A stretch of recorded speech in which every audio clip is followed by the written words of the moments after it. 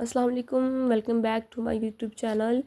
आज मैं आपको एक्सप्लेन करूँगी अल्कली मेटल का सेकंड पार्ट, जो कि हमने फर्स्ट पार्ट में हमने काफ़ी पॉइंट्स डिस्कस किए, जिसमें ionization, energy, electron affinity, electron activity, सब बातों को डिस्कस किया। उनकी सॉलिबिलिटीज़, उनकी अकरेंस, सारे एमसीक्यूज वाइज सब कुछ आपको एक्सप्लेन करवाया। अब आज हम डिस्कस करेंगे सेकंड पार्ट, जिसमें हम एक्सप्लेन करेंगे रिएक्शन ऑफ अल्कली मेटल्स के अल्कली मेटल का रिएक्शन किस तरह है। अब अल्कली मेटल का रिएक्शन इसमें ऑक्सीजन के साथ रिएक्शन है कि अल्कली मेटल में सोडियम ऑक्सीजन के साथ रिएक्ट करेगा एयर की प्रेजेंस में, तो ये काम कर रहा है। सिल्वरी अपीयरेंस करेंगे तो कार्बन डाइऑक्साइड और कार्बोनेट्स बनाएंगे। इसी तरह लिथियम ऑक्सीजन के साथ रिएक्ट करेगा तो लिथियम ऑक्साइड बनाएगा, साथ में लिथियम कार्बोनेट भी बन रहा है, लेकिन ये नॉर्मल ऑक्साइड है और कलरलेस सॉलिड फॉर्म में एग्जिस्ट करेगा और वाइट फॉर्म में। इसी तरह लिथियम सोडियम के साथ रिएक्ट करके लिथियम नाइट्रेट बनाएगा, जो कि सिर्फ लिथियम ही देता है। ये एक्सेप्शन केस है कि सोडियम लिथियम नाइट्राइट्स बनता है, बाकी सब में कार्बोनेट्स बन रहे हैं, लेकिन लिथियम के सिर्फ नाइट्रेट्स बन रहे हैं।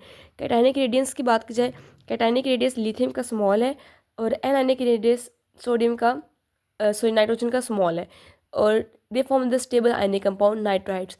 तो जो है हमारे पास नाइट्रोजन है वो नाइट्राइट्स बनाता है, बाकी सारे जो है वो कार्बोनेट्स बना रहे हैं।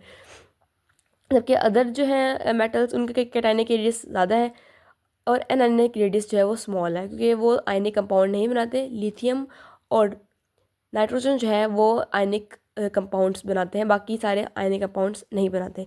इसी तरह बात करें सोडियम ऑक्सीजन से रिएक्ट करके सोडियम ऑक्साइड बना रहा है, ये भी नॉर्मल है।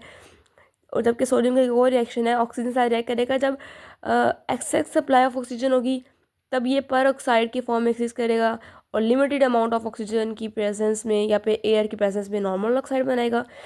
जब ज़्यादा अमाउंट में ऑक्सीजन या एयर कुछ भी मौजूद होगा, तो वो पर ऑक्साइड बनाएगा, जिसमें पेल येलो कलर होगा और ये डायामैग्नेटिक बिहेवियर शो करेगा, और ये मोर स्टेबल है। लाइक ये पॉइंट पूछा जा सकता है कि मोर स्टेबल है जब एक्सेस सप्लाई ऑफ ऑक्सीजन होगी और साथ में ये पर ऑक्साइड बनाएगा, और एक्सेसली ऑक्सीजन की प्रेजेंस में पर ऑक्साइड्स, जबकि ऑक्सीजन की अमाउंट लिमिटेड होगी तो उसमें नॉर्मल ऑक्साइड्स बनाएगा।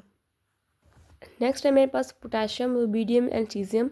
ये ऑक्सीजन से रिएक्ट करके नॉर्मल ऑक्साइड्स भी बना रहे हैं, पर ऑक्साइड्स भी बना रहे हैं, एंड देन सुपर ऑक्साइड्स भी बना रहे हैं।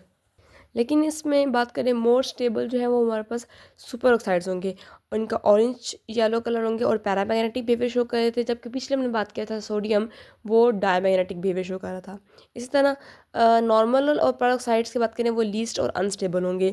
Characters chances for the formation is less. Next है हमारे पास colour of oxides of the alkali metal, it is due to the presence of oxides, कि जो ऑक्साइड्स बन रहे हैं उन ऑक्साइड्स की वजह से इनका हम कलर देखेंगे। अब एक बात करेंगे नॉर्मल ऑक्साइड्स, पर ऑक्साइड्स और सुपर ऑक्साइड्स, इनके कलर्स और उनके फार्मूलाज। नॉर्मल ऑक्साइड्स जो है ना, ओ नेगेटिव पावर -2, क्योंकि इसके पास -2 इलेक्ट्रॉन्स होंगे। पर ऑक्साइड में ऑक्सीजन O2 होगा, बट ऊपर चार्ज इसका वैलेंसी पे -2 और इसमें -1 इलेक्ट्रॉन्स की एबिलिटी। सुपर ऑक्साइड्स में ऑक्सीजन O2 चार्ज -1 और हाफ इलेक्ट्रॉन्स जो है इसकी एबिलिटी शो करेंगे। कलर्स ये कलरलेस होंगे नॉर्मल ऑक्साइड्स। पर ऑक्साइड्स हमारे पास कलर होंगे लेकिन पेल येलो में होंगे और बॉन्ड ऑर्डर इनका 1 होगा। और इस तरह super oxides orange yellow colour के होंगे और इनका बॉन्ड ऑर्डर 1.5 होगा, क्योंकि ये हाफ अमाउंट पे है। साथ ही बात करें अगर हम मोलिकुलर ऑर्बिटल थ्योरी MOT को, जो कि एक्सप्लेन करती है बॉन्ड ऑर्डर को, तो बॉन्ड ऑर्डर 1.5 है सुपर ऑक्साइड के, जिस तरह मैंने आपको ऊपर एक्सप्लेन किया। क्यों है? क्योंकि इसमें अनपेयर्ड इलेक्ट्रॉन्स है और पैरामैग्नेटिक बिहेवियर शो कर है। और बॉन्ड ऑर्डर जब होल फॉर्म में से कि 1 2 3 करके, तो वो डायमैग्नेटिक बिहेवियर जो है वो शो करेगा। नेक्स्ट आता है हमारे पास order and order of the size of the oxides. अब जो साइज़ क्या है कि ऑक्साइड्स बन रहे हैं, सुपर ऑक्साइड्स, नॉर्मल ऑक्साइड्स और पर ऑक्साइड्स, तो उनका हम ऑर्डर देखेंगे। सबसे ज़्यादा साइज़ बड़ा है सुपर ऑक्साइड्स का, फिर उससे कम है पर ऑक्साइड और सबसे कम है नॉर्मल ऑक्साइड्स का। तो ये हमारे पास एक आ सकता है MCQ कि लार्जेस्ट साइज़ किसका है? सुपर ऑक्साइड्स का।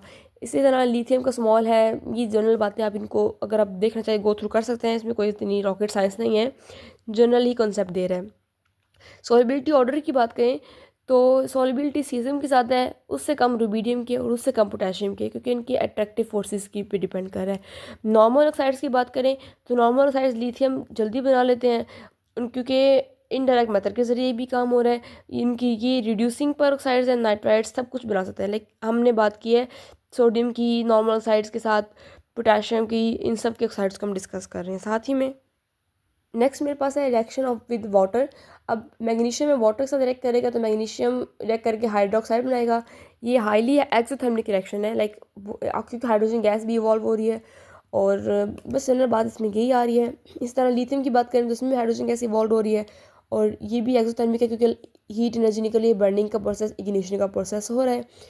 और साथ ही में रुबीडियम, पोटेशियम, रुबीडियम और caesium, they are so reactive that they react with ice at -100 centigrade. Like इतने रिएक्टिव, इतने फास्ट रिएक्टिव होते हैं कि वो बर्फ़ के साथ भी रिएक्ट कर सकते हैं जब टेम्परेचर -100, ये हमारे 100 से ज़्यादा टेम्परेचर है।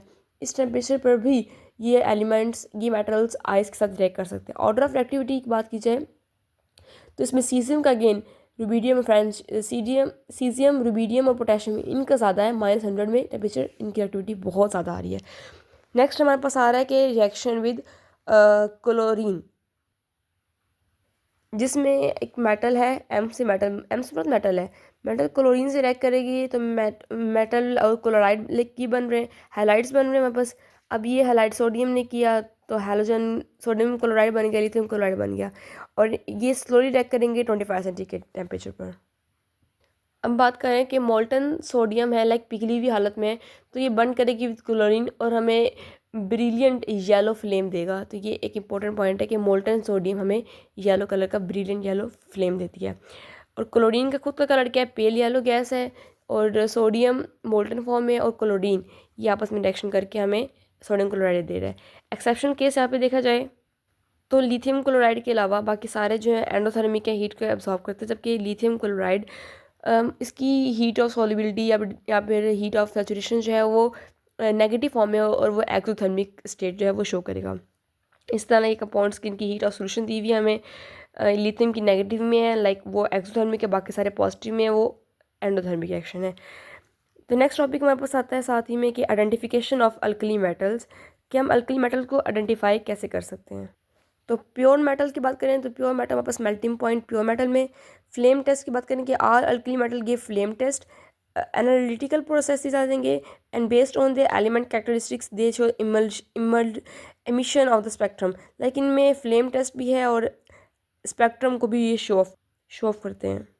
नेक्स्ट मेरे पास अब आ रहा है कि एलिमेंट्स हैं और कुछ उनके फ्लेम कलर्स हैं। इनको हम देख सकते हैं कि लिथियम का कलर के हमारे पास क्या है, क्रिस्म रेड कलर है, सोडियम का गोल्डन येलो, पोटेशियम का पेल येलो, पेल वॉयलेट कलर, रुबीडियम का रेड वॉयलेट, सीजियम का ब्लू वॉयलेट। इसी तरह साथ ही में दूसरे जो 2A एलिमेंट्स हैं इनका भी कलर्स आपको शो किए गए हैं, आप इनको देख सकते हैं।